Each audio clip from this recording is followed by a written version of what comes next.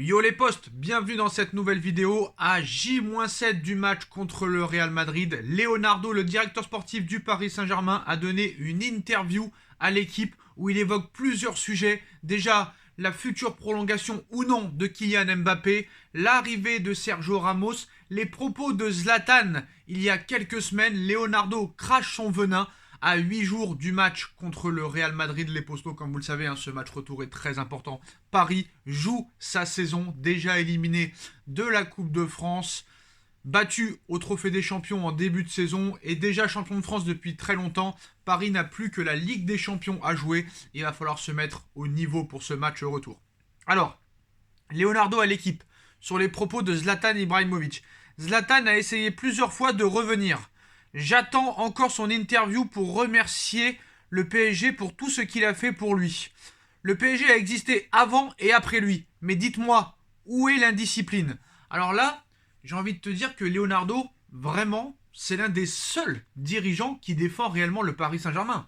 On n'a jamais vraiment vu un coach, ou Nasser, ou Le Prince, ou Jean-Claude Blanc, ou à l'époque Antero Henrique, Patrick Kluivert, défendre autant le club que Leonardo le fait. Leonardo, on peut le critiquer sur ses mercatos, sur son incapacité à vendre des joueurs, mais Leonardo a été joueur du Paris Saint-Germain sous l'ère Canal+. Il est arrivé au début du projet entre 2011 et 2013, il est revenu, c'est quand même quelqu'un qui pose ses couilles.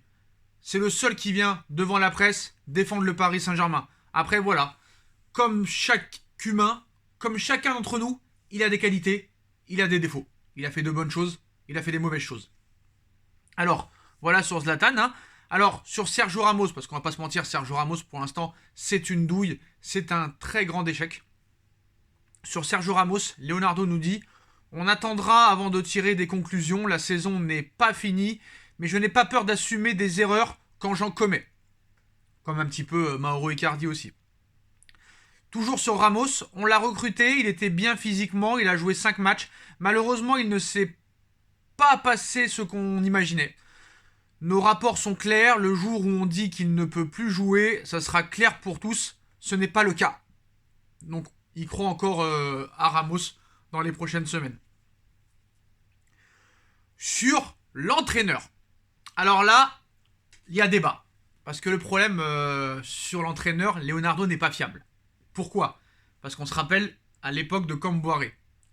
Camboiré était sur la sellette. Et quelques jours avant le limogeage de Camboiré, Leonardo a dit « On n'a jamais parlé avec d'autres coachs ». Quelques jours plus tard, Antoine Camboiré quittait le Paris Saint-Germain.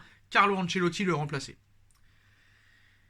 En novembre 2020, Leonardo dit à la presse, sur Thomas Tuchel, qui était aussi sur la sellette, et il avait de très mauvaises relations avec Leonardo, on n'a jamais parlé avec d'autres coachs, on ne cherche pas d'entraîneur. Thomas Tuchel, 1 mois plus tard, était viré. Cette fois, sur Pochettino et sur une potentielle arrivée de Zinedine Zidane, on n'a jamais pensé à changer d'entraîneur. On n'a jamais contacté Zidane ou qui que ce soit. Je pense que Pochettino a peut-être eu des moments de doute, mais il n'a jamais demandé à partir. Je n'ai aucun problème avec lui, on parle de tout. Alors là, c'est du pipotage, c'est du mytho, c'est d'un mensonge sans nom. Et il a déjà prouvé que c'était un mensonge. Déjà, Léo, je vais t'expliquer un truc.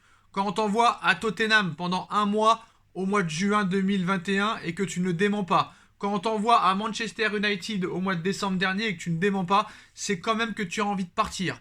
Et pourquoi tu viens parler du coach au mois de mars, alors que les rumeurs sur un départ de Pochettino étaient au mois de décembre? Pourquoi tu n'as pas démenti cette information au mois de décembre? Donc voilà, sur ça t'es pas crédible. Paris voulait se débarrasser de Pochettino, mais c'est surtout Pochettino qui voulait déjà quitter le Paris Saint-Germain l'été dernier pour retourner à Tottenham et cet hiver pour aller à Manchester United. Paris a cherché à s'en débarrasser, mais Zidane a refusé au mois de décembre le poste, mais rien ne nous dit que Paris va retenter sa chance cet été. Zidane ne voulait pas prendre un club en pleine saison. En plus de ça, il paraît que le tirage au sort contre le Real Madrid aurait en plus de ça mis sa décision de côté et reporté peut-être à l'été prochain. Mais Zidane reste une priorité.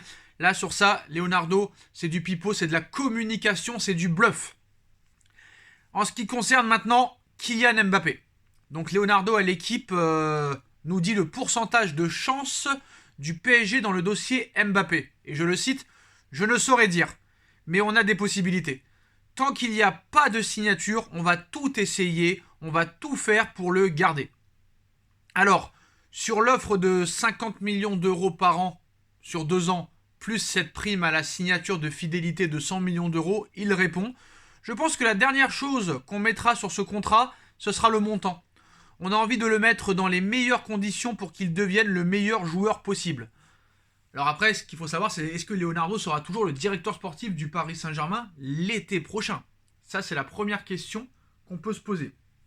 Moi, j'aurais aimé aussi qu'on lui pose une question sur Mauro Icardi, parce que le transfert de Mauro Icardi, 72 millions d'euros, c'est quand même Leonardo. J'aurais voulu qu'on lui parle aussi de la prolongation de Layvin Kurzawa, qui est porté disparu, de la prolongation de Julian Draxler, qui est porté disparu, sur son incapacité aussi à vendre des joueurs, parce que non seulement Paris n'arrive pas à vendre des joueurs, mais les vend zéro. C'est-à-dire que Paris, par exemple, achète un joueur 40 millions, n'arrive même pas à le revendre 15 ou 20. Les meilleures ventes du Paris Saint-Germain, c'est quand Leonardo n'était pas là. Du style Lucas, Serge Aurier, Mamadou Sakho, Guedes et compagnie. C'est les plus grosses ventes du Paris Saint-Germain et ça s'est fait sans Leonardo. Pourtant, Leonardo avait fait de belles choses en 2019 en vendant pour 60 millions d'euros de jeunes, mais maintenant tous ces jeunes-là, que ce soit Nkunku, que ce soit Diaby, que ce soit Lo Celso, maintenant ils pèsent lourd. Ils pèsent plus lourd. Donc surtout Nkunku et Diaby qui font des ravages en Bundesliga. Donc voilà, sur le dossier Mbappé, il n'est pas en capacité de dire quoi que ce soit parce que il a été retiré du dossier. Maintenant, c'est le Prince qui s'occupe de ça. Cette offre de 50 millions est bien sur la table, sinon tout le monde aurait démenti. Ça, je peux vous dire la vérité. Maintenant, Mbappé, qu'est-ce qu'il va faire? Je ne sais pas réellement, mais franchement, en tant qu'être humain, 200 millions d'euros en 2 ans, est-ce que tu peux vraiment te permettre de refuser? C'est la question qu'on peut se poser, mais voilà. Tant qu'il n'y a pas de signature, ils vont essayer en tout cas, mais Leonardo a mis en touche. Kylian est le meilleur joueur du monde aujourd'hui. Messi a toujours été à ce niveau et pour moi il est encore, mais c'est normal qu'arrivent des gens qui doucement, il ne s'agit pas de juger qui est meilleur. Il y en a un qui a 23 ans, l'autre 34 ans. Donc voilà les premiers extraits de l'interview de Leonardo qui compare un petit peu Messi et Mbappé sur ce dernier sujet. Zlatan, bon, est-ce qu'un jour on le verra directeur sportif? Ça, j'en ai aucune idée. Pourquoi pas? Je pense que ce serait vraiment pas mal. Mais voilà, il est toujours joueur du Milan AC.